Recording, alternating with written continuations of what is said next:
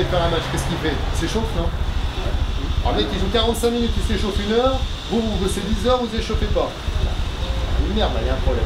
Donc c'est pour ça que le but là, des 40 minutes, dans un premier temps, ça va être de vous montrer un petit peu comment on fait pour s'échauffer le matin.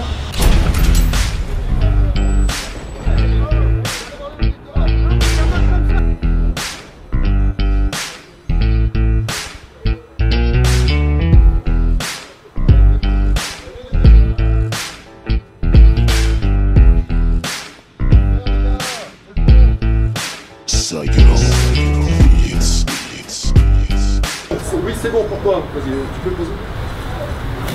Là, ce que je vous conseille de faire dès que vous avez quelque chose qui est un petit peu lourd et un petit peu long, c'est pas forcément de le prendre comme vous pourriez faire, parce que d'ailleurs, si le rouleau il était plus grand d'1 mètre, vous ne pourriez pas le faire. Donc vous y prendriez souvent comme ça. Quand vous soulevez quelque chose de lourd, il y a 3-4 principes de base à retenir. Le premier, c'est de travailler évidemment sur les cuisses, ne pas travailler sur le dos. Quand vous relevez et que vous avez mal au dos, la douleur que vous avez, c'est pas musculaire. C'est une douleur, c'est un disque, c'est un petit amortisseur qui permet de soulager le dos et qui permet quand je saute en l'air que les vertèbres ne se tapent pas. Ces amortisseurs, c'est comme sur une bagnole, ça a une durée de vie. Si ça a une durée de vie, ça veut dire que ça va se bousiller beaucoup plus rapidement si on ne fait pas attention. Je porte rien du tout.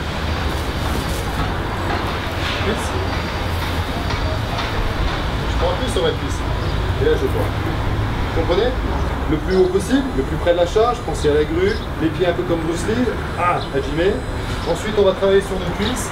La charge, c'est pas un animal sauvage, il va pas se barrer, ça sert à rien de le regarder, hein, il va pas se barrer. Levez votre tête, vous allez fixer votre colonne, et là vous travaillez juste sur vos cuisses. Le chantier est une zone à risque. Ça sous-entend qu'on s'équipe, on se protège. On se protège la tête, on se protège les yeux, les oreilles, le masque. On n'en a pas parlé, mais le masque c'est important. Les gants, les mains, d'accord. Les chaussures de sécurité.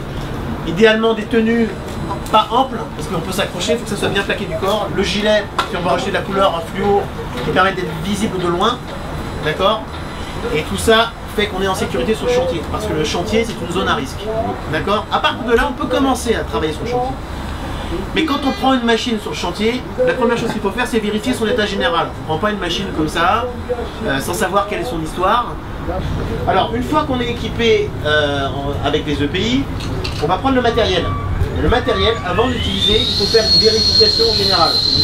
C'est-à-dire que quand je prends une machine, première chose que je fais, je regarde l'intérêt général, j'arrive le matin, je contrôle. Première chose qu'il faut faire, c'est vérifier le câble. D'accord ? Si vous avez besoin d'une rallonge, il faut penser à la dérouler complètement pour éviter les risques de surchauffe et d'électrisation. D'accord? Quand vous mettez la rallonge, faites attention à le mettre dans une zone où il n'y a pas de passage. C'est-à-dire, selon ce que vous avez à faire, vous devez mettre un burin précis. Vous voulez casser, vous mettez une pointerole pointue, d'accord? Vous voulez faire une petite tranchée, vous prenez un pointu, un burin large, d'accord? Vous voulez faire un percement dans le béton, vous allez mettre une mèche béton, vous voulez de la ferraille, vous mettez une mèche ferraille. Là, effectivement, ce sont 2 mèches pour le béton. Là, vous avez bien compris qu'il y en a une, vous allez percer, vous allez récupérer la poussière via l'aspirateur. Et là, vous avez la méthode traditionnelle où vous avez une rampe d'évacuation. D'accord. Là, pour le métal, vous voyez la différence, elle est simple. C'est qu'ici, vous avez le petit boîtier, ici à l'arrière, qui permet de récupérer les copeaux de découpe. Vous glissez directement dans le béton et ça tient. D'accord. L'ancêtre de cette cheville, c'est ça. C'est le bouchon traditionnel. 4 coups de soufflette. 1, 2, 3, 4. Et ensuite, le petit goupillon, on en met 4. 1, 2, 3, 4.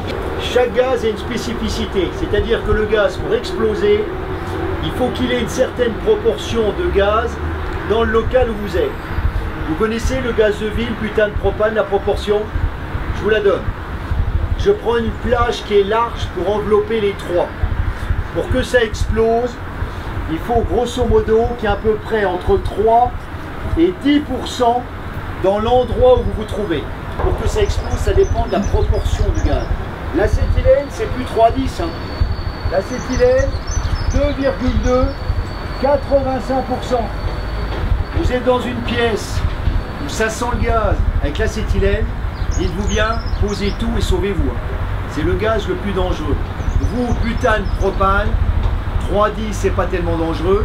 Et vous, quand vous utilisez le produit là, il faut admettre c'est que vous êtes dans un parking, vous êtes sur une toiture, vous êtes dans un local en principe tellement grand que vous n'arriverez jamais à avoir cette proportion de 3 à 10.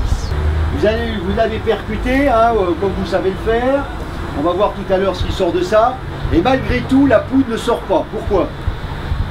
Parce que malheureusement, la poudre avec le temps et l'humidité, elle se compacte dans l'extincteur.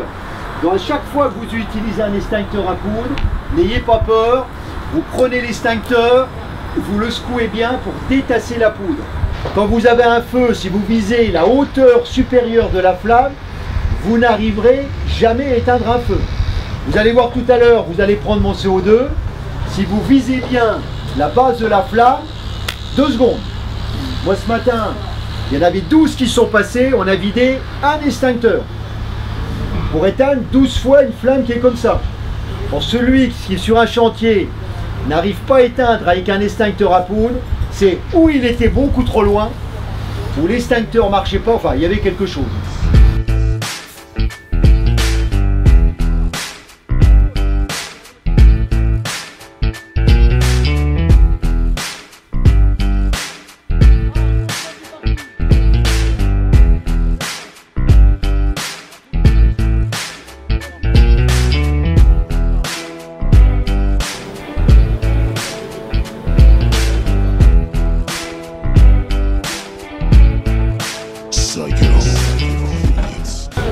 C'est en fait des toutes petites choses comme ça qui doivent être vérifiées. Et tu vois, faire le tour, ça va vite, c'est juste prendre ça.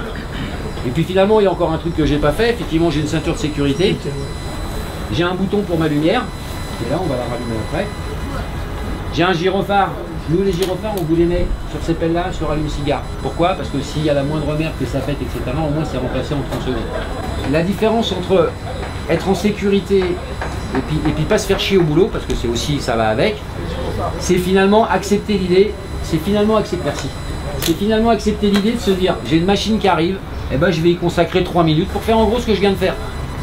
Se dire, ok, je découvre mes fonctionnalités, je découvre mon truc, je découvre en gros comment elle fonctionne. Ah, c'est bon, là je suis bon. Moi je suis pas un pelleteur professionnel. Par contre, ce qui est sûr, c'est que sur ce bécane là, je sais tout comment. Enfin voilà, je sais pas. Après, c'est la pratique qui fera que. D'accord ?